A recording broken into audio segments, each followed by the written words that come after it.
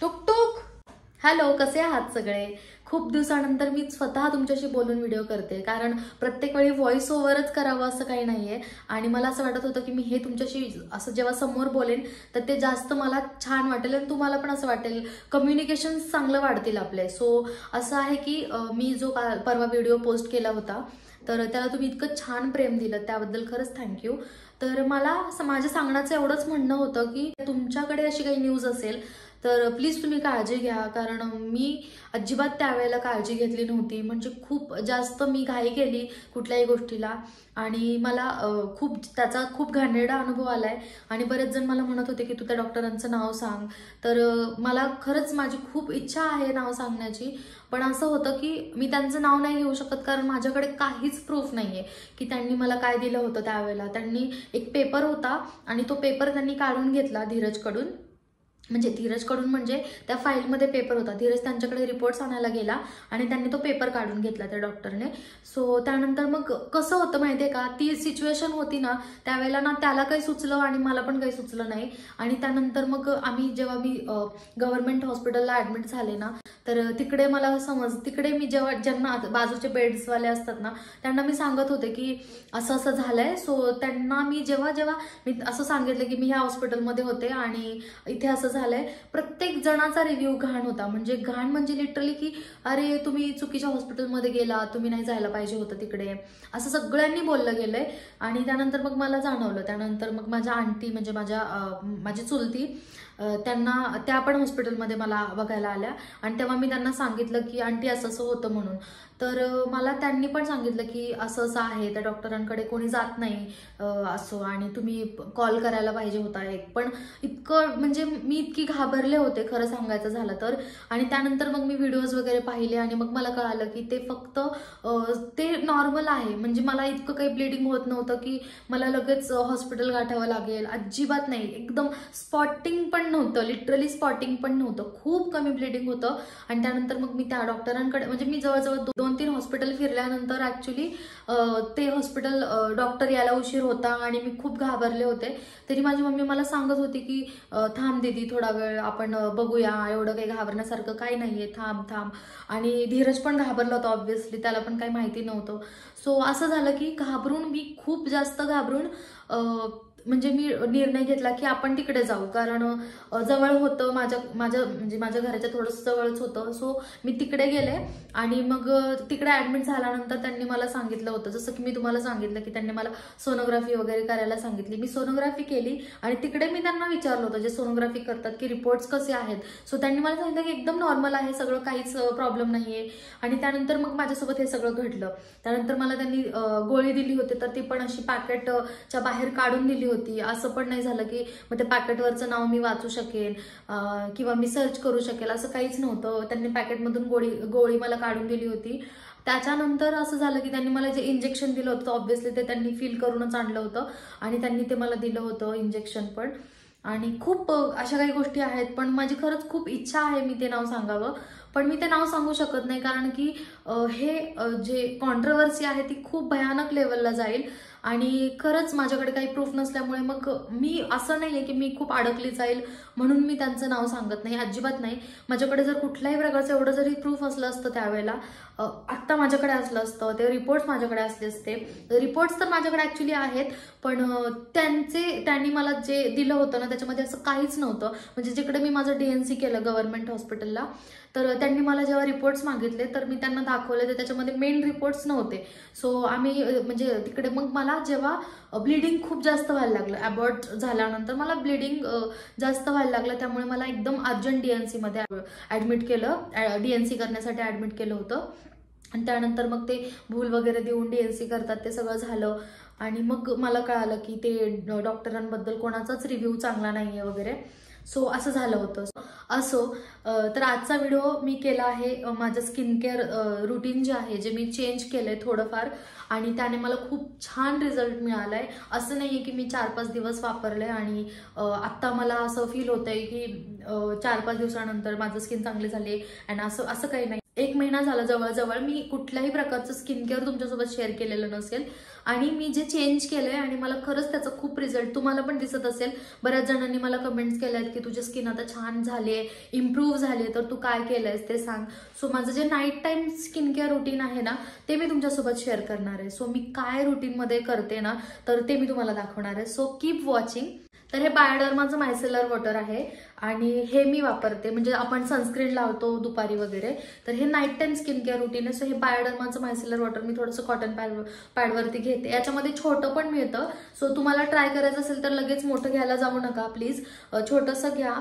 तसं तर काही बॅड रिव्ह्यूज याचा एकदाही नाहीये. थोडंसं फक्त कॉस्टली आहे एवढाच प्रॉब्लेम आहे, पण तुम्ही छोटं घेऊ शकता. 200-250 पर्यंत ते तुम्हाला येईल आणि खरंच खूप छान आहे.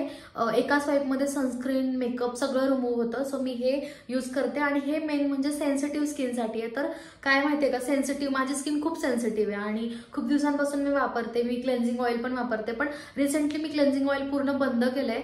कारण काय होतं माहितीये का, रोज तर मी मेकअप करत नाही, कधीतरी मेकअप असतो, म्हणजे कधीतरी आपलं कॉम्पॅक्ट वगैरे लावलेला असतो, तर रोज रोज क्लेन्झिंग ऑइल नाही करत. तर मी हे वापरते.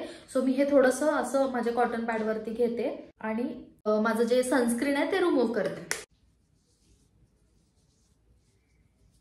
ऍक्च्युली मी आता तर काही मेकअप वगैरे केलेलं नाहीये, पण एका स्वाईपमध्ये मेकअप निघतो आणि खूप सेन्सिटिव्ह स्किनसाठी असल्यामुळे ना याला फ्रेग्रन्स नाहीये कुठल्याच प्रकारचा. बायोडर्माचे प्रोडक्ट्स मला आधीपासूनच आवडतात. आणि हे बघा, हे पूर्ण डर्ट आहे ना पूर्ण निघालंय ह्याच्यातून. म्हणजे आपलं जे सनस्क्रीन आहे किंवा मग मी स्वयंपाक केलाय किंवा थोडंसं घामाणे वगैरे डर्ट जो असतो तो पूर्ण निघालाय. सो मी छान असं रिमूव्ह करून घेतल्यानंतर मी फेस वॉश करते. सो फेस वॉशमध्ये ना मी रिसेंटली स्विच केलंय. म्हणजे मी बायोडर्माचं पण वापरत होते, मी बरेच स्किन केअर चेंजेस करत होते आणि 15 दिवसांपासून मी अजिबात काही चेंजेस करत नाही. 15 दिवस नाही, ऍक्च्युली महिन्याभरापासून मी अजिबात चेंजेस करत नाही. आणि सगळ्यात महत्त्वाची गोष्ट म्हणजे मी मावशीकडे गेले होते, सगळ्यांना माहिती असेल. आणि मावशीकडे गेल्यानंतर मी माझं स्किन केअर मध्ये फेस वॉश घेऊन गेले नव्हते, कारण श्रावणीचं फेस वॉश सेटाफिलचं होतं आणि आम्ही दोघी एकच फेस वॉश वापरतो. कारण माझी मोठी बॉटल होती फेस वॉशची, म्हणजे जे आपलं पंप असतं ना ते होतं. सो एवढं मोठं कुठे टाकायचं म्हणून मी श्रावणीचा फेस वॉश होता त्यामुळे मी काही फेस वॉश वगैरे घेऊन गेले नव्हते. तिकडे गेल्यानंतर मी जेव्हा तो फेस वॉश असं पंप करून हातावर घेतला ना तिचा, तर त्याला एक वेगळाच असं, म्हणजे माहित नाही ते उन्हामुळे झालं, डिक्कीमध्ये असलं होतं फेस वॉश तिचं, ते उन्हामुळे झालं की कशामुळे झालं, पूर्ण फेस वॉशला ना एकदम घाणेरडा वास यायला लागला. आणि मग तिला सांगितलं की फेस वॉशला वास येतोय, पण तिला म्हणजे आधी सुरुवातीला असं वाटलं की नाही त्याचा येत नाहीये मला, म्हणजे असं तिला वाटलं की माझ्या हातातून वास येत असेल. मग तिने ते हातात घेऊन बघितलं, पण तिला पण वास आला त्याचा फेस वॉशचा.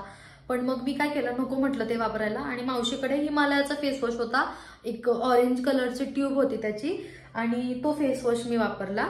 आणि लिटरली सांगते मी, मला तो इतका सूट झाला, म्हणजे अजिबात चेहऱ्यावरती ड्रायनेस नाही. आणि तिकडे गेल्यानंतर मला हे माहित नाही की पाणी चांगलं होतं की काय होतं, किंवा मी बाहेर उन्हात नसल्यामुळे झालं की मेकअप नसल्यामुळे झालं, पण स्किन माझी इतकी सुंदर झाली होती. आणि मग मी थोडंसं नाही का, थोडंसं नोटीस केलं की अरे आपली स्किन खूप छान होते बाबा. मग आल्यानंतर मी स्किन केअर थोडंसं चेंज केलं. म्हणजे फेस वॉश तर ऑब्व्हियसली मी सेटाफिलचा वापरते, दुसरं कुठलं वापरलं नाही, पण मग थोडंसं स्किन केअर चेंज केलं. सो आता मी फेस वॉश करते, त्यासाठी मी वापरते सेटाफिलचा हा फेस वॉश आहे. मी थोडंसं माझा चेहरा ओला करून घेतलाय पाण्याने, म्हणजे छान लॅदर होईल हे फेसवरती.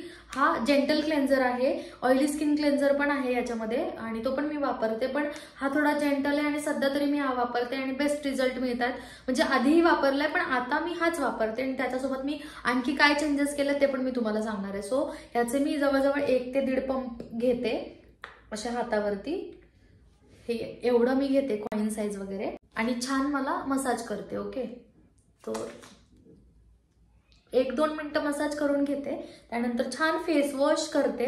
कारण काय होतं माहितीये का, हा 1 ते 2 मिनिटांमध्येच काम करतो. हा असं नाही की लगेच तुम्ही लावलंय आणि लगेच तुमचा फेस वॉश केला, हा वर्क करत नाही. हा डर्ट रिमूव्ह करत नाही, थोडा वेळ आपल्याला त्याला छान मसाज करावं लागतं, 2 मिनिटं वगैरे. असं माझ्या स्किन केअरमध्ये थोडे चेंजेस केलेत मी. आणि सगळ्यात महत्त्वाची गोष्ट म्हणजे बाहेरचं खाणं खूप जास्त कमी केलंय मी. एक ऋतुजा आली होती त्यावेळेला मी पाणीपुरी आणि गोळा खाल्लेला. त्याच्या अगोदर मी एकदा परत त्याच्या अगोदर एकदा पाणीपुरी खाल्ली होती. ऋतुजा आल्यानंतर एकदा पाणीपुरी आणि गोळा खाल्ला. त्यानंतर त्यानंतर बहुतेक त्यानंतर मी आता 2 दिवसांपूर्वी पिझ्झा खाल्लाय. सो मी बाहेरचं खूप कमी केलंय, म्हणजे 15 दिवसांमध्ये कमी केलंय. त्यामुळे पण छान रिझल्ट आहेत. आणि स्किन केअर पण खूप मिनिमम केलंय. कारण काय होतं माहितीये का, जास्त स्किन केअर असं नाही, मला खूप आवड आहे स्किन केअरची. माझ्या मनात आता वाटते की जे प्रोडक्ट्स मी वापरते ते मला चांगले सूट करतात, तर मग मी दुसरं का यूज करू, मग ते वाया गेलं तरी ठीक आहे. आता घेऊन तर बसले मी, पण माझ्याकडे काही ऑप्शन नाहीये. लागलं तर थोडंसं पाण्याचा हात वगैरे घेऊ शकता तुम्ही, पण मी चेहरा आधीच ओला केलाय. आणि माझ्या स्किनचं जे टाईप आहे ना, तो ऑइली नसून कॉम्बिनेशन सेन्सिटिव्ह आहे. म्हणजे टी झोन माझा ऑइली आहे आणि सी झोन माझा ड्राय आहे. सो ऑइली नाहीये, ड्राय नाहीये, कॉम्बिनेशन स्किन आहे माझी आणि सेन्सिटिव्ह आहे. तर कॉम्बिनेशन सेन्सिटिव्ह स्किनसाठी हे रुटीन वर्क करू शकतं मे बी. जर तुम्हाला वाटत असेल मला बघून की माझी स्किन तुमच्यासारखी आहे किंवा तुमची स्किन माझ्यासारखी आहे, सेम आहे, म्हणजे डार्क स्पॉट्स आहेत या पिंपल्स आहेत आणि ड्रायनेस म्हणजे कॉम्बिनेशन स्किन आहे तुमची पण सेन्सिटिव्ह आहे, तर तुम्ही सुद्धा हे रुटीन फॉलो करू शकता. पण मी तुम्हाला एक सांगेल की तुम्ही रुटीन जेव्हा तुम्ही फॉलो करताय तर लगेचच तुम्ही मोठं काही घ्यायला जाऊ नका अजिबातच. छोट्यापासून ट्राय करा. कारण क्लेन्झरमध्ये पण छोटा पॅक मिळतो, परत तो मायसेलर वॉटरमध्ये पण मिळतो, जे मॉइश्चरायझर मी वापरते त्याच्यामध्ये पण मिळतं, इव्हन सिरम मी वापरते त्याच्यामध्ये सुद्धा तुम्हाला छोटं पण मिळून जातं. सो तुम्ही तसं करू शकता. तर आता याला छान मी मसाज केलाय, तर मी वॉश करून येते. So keep watching. तर मी फेस वॉश केला आणि चेहऱ्यावरती पाणी तसंच आहे. तर पहिली स्टेप होती माझी मायसेलर वॉटर, दुसरी स्टेप होती माझी सेटाफिल आणि ह्यानंतर पण मी एक क्लेन्झिंग करते, म्हणजे माझा चेहरा छान वॉश करते. सो ते मी करते माझ्या सिक्रेट प्रोडक्टने, ज्यामुळे माझ्या स्किनमध्ये इतका जास्त बदल झालेला आहे. तर ते आहे हे. आता बऱ्याच जणांना माहिती असेल की हे प्रोडक्ट काय आहे, म्हणजे ओळखलं असेल. जर ज्यांना नाही माहिती त्यांच्यासाठी मी खरंच सांगते, हे घर सोप्सचं साबण आहे. आणि हे कुठल्याही प्रकारचं पेड प्रमोशन नाही, अजिबात नाहीये. ही साबण मी लिटरली एवढी यूज केली, म्हणजे एवढी जाड होती, स्क्वेअरमध्ये होती, एवढी यूज केली आहे. आणि ही मी चेहऱ्यावरती लावते आणि तुम्ही बघू शकता की पिंपल्सचा माझा इश्यू गेलाय, त्याच्यासाठी मी वेगळं प्रोडक्ट वापरते. पण हे जे प्रोडक्ट आहे मी डार्क स्पॉटसाठी वापरते आणि खरंच तुम्ही बघू शकता की खूप इम्प्रूव्हमेंट झाली आहे माझ्या स्किनमध्ये. गेला 1 महिना झाला मी हा सोप वापरते माझ्या फेससाठी, आफ्टर माझं सेटाफिल क्लेन्झिंग करून झाल्यानंतर. तर लिटरली खूप छान प्रोडक्ट आहे, तुम्ही खरंच परचेस करू शकता. घर सोप सगळ्यांना माहितीच असेल, नसेल माहिती तर तुम्ही सर्च करू शकता युट्यूबवर वगैरे, किंवा मग तुम्ही इंस्टाग्रामवरती पण सर्च करू शकता. आणि लिटरली हे पेड प्रमोशन नाही आहे, त्यामुळे तुम्ही खरंच वापरून बघा एकदा. खूप इफेक्टिव्ह प्रोडक्ट आहे. तर मी काय करते माहितीये का, म्हणजे जे माझा ओला चेहरा आहे ना, तर त्याच्यावरती मी असं रब करते. हे मी असं रब करते 1 मिनिटं वगैरे, आणि खरंच खूप छान रिझल्ट आलेले आहेत. आणि फ्रेग्रन्स पण खूप छान आहे याचा. माझी खरंच खूप इच्छा आहे की यांचं कोलॅबरेशन मला यावं, म्हणजे मला फ्री सोप्स मिळतील. मी यांच्या दुसऱ्या पण सोप्स मागवल्यात, पण मला काही रिझल्ट जाणवलेला नाहीये. या सोपचं मला खूप जास्त रिझल्ट जाणवलाय. मी त्यांच्या आणखी एक सोप मागवली आहे, पण त्याचं काही इतकं छान रिझल्ट नाही आहेत फ्रँकली स्पीकिंग. मला याचा रिझल्ट खूप जास्त आवडला आणि फक्त फेससाठी वापरते मी. तर मी आता फेस वॉश करून घेते. तर तुम्ही माझ्या स्किनमध्ये इन्स्टंट बदल बघू शकता. खूप ब्राईट वाटते स्किन वॉश केल्यानंतर, म्हणजे फ्रेश होते, पूर्ण डर्ट रिमूव्ह होतं. आणि त्यानंतर मग मी असं काही टॉवेल वगैरे यूज करत नाही, कारण काय होतं माहितीये का, टॉवेलच माझ्या चेहऱ्याला असा हार्श वाटतो, त्यामुळे मी टॉवेल अजिबात यूज करत नाही. 2 मिनिटं वेळ घेते आणि त्यानंतर मग मी माझं सिरम वापरते. तर जे सिरम मी वापरते ना, ते हे स्नेल म्युसिन आहे. या अगोदर सुद्धा मी 1 बॉटल याची यूज केलेली आहे, पण तेव्हा मला अजिबात याचा रिझल्ट जाणवला नव्हता. पण मी हे 2 प्रोडक्ट एकत्र केलेत ना जेव्हा, म्हणजे फेस वॉश घर सोप्सने आणि हे प्रोडक्ट त्यानंतर वापरते, तेव्हापासून खूप छान रिझल्ट जाणवतात. आणि खरंच मी हे रुटीन, मला फील होतंय की मी आणखी 1-2 महिने हे रुटीन फॉलो केलं तर मला खूप छान रिझल्ट ह्याचा मिळणार आहे. कारण आत्ताच मला लाईक 40-50% रिझल्ट मिळालेला आहे. म्हणजे मला जर समोर पाहिलं तर तुम्हाला आत्ता व्हिडिओमध्ये जशी दिसते त्यापेक्षा खरंच खूप छान माझी स्किन वाटेल, कारण खूप जास्त बदल झालेले आहेत. तर मी हे स्नेल म्युसिन काय करते, 2 मिनिटांमध्ये, आता वेट आहे, लाईक थोडंसं पाणी पण आहे चेहऱ्यावरती आणि थोडंसं ड्रायनेस आला, म्हणजे अशी गळत नाहीये पाणी. त्यावेळेला मी काय करते, असं वेट फेसवरती 3 पंप्स घेते, म्हणजे एक या गालावर, एक या गालावर आणि एक इकडे माझ्या फोरहेडवरती. त्यानंतर मी छान हे असं मसाज करते 2 मिनिटं फक्त, जास्त फेसला चोळत बसत नाही. तुम्ही बघू शकता मी छान असं मसाज केलंय, एकदम 2 मिनिटं स्लाइटली म्हणतो ना आपण की जास्त चोळत नाही बसले फेसला, 2 मिनिटात स्प्रेड केलं, सोडून दिलं. तुम्हाला जर माझं मॉर्निंग रुटीन पण बघायचं असेल, कारण थोडंसं चेंजेस आहेत मॉर्निंग रुटीनमध्ये, तर ते तुम्हाला बघायचं असेल तर तुम्ही मला कमेंट्समध्ये नक्की सांगा मॉर्निंग रुटीन बघायचं म्हणून, मी नक्की तो व्हिडिओ सुद्धा तुमच्यासोबत घेऊन येईल. तर आता हे पूर्ण स्किनमध्ये गेल्यासारखं फील होतंय मला. तर हे थोडंसं लाईक बघा, ओलच असताना मी काय करते माहितीये का, मॉइश्चरायझर लावते, कारण आता थंडी पडली आहे आणि ती स्किनमध्ये मॉइश्चरायझर तेव्हा जातं जेव्हा आपला फेस थोडासा वेट असेल, त्यामुळे मग मी थोडंसं हे ओलं असतानाच मॉइश्चरायझर वापरते. मॉइश्चरायझर मी शिफ्ट केलंय सेरावेमध्ये.